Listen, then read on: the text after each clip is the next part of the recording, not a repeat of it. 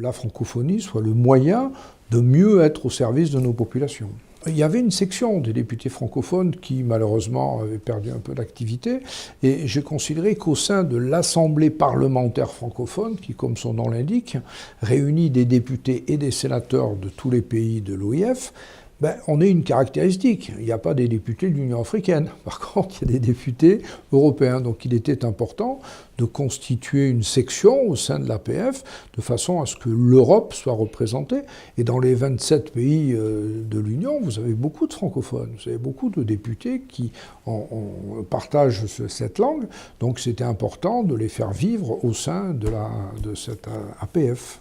Objectivement, les choses n'ont pas vraiment changé en matière de francophonie. Il y a moins de francophones qu'avant, me semble-t-il, notamment ça tient à l'ouverture, où il n'y a pas une tradition nécessairement estonienne ou lituanienne d'apprendre le français, alors qu'on pouvait l'avoir un peu plus dans les pays de l'Europe de l'époque. Mais en dehors du point de la francophonie, ça n'a pas changé, et c'est toujours aussi agréable comme mandat, pour une raison qu'en France, on ne comprend pas, et qui, à mon avis, est consubstantielle de la vie politique, c'est l'absolue nécessité de rechercher les compromis.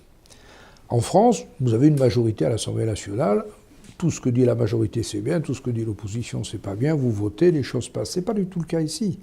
Ici, aucun parti n'est majoritaire.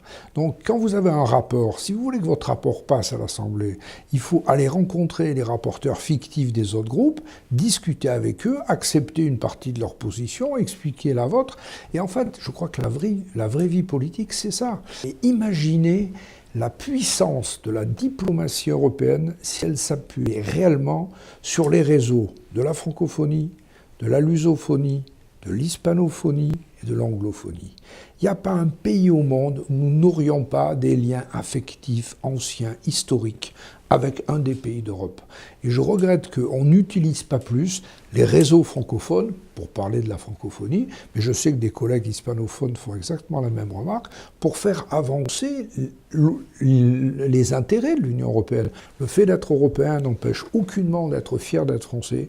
C'est le cumul des deux qui fera notre puissance au sein. Et on peut être fier d'être français et fier d'être européen, et c'est absolument pas incompatible.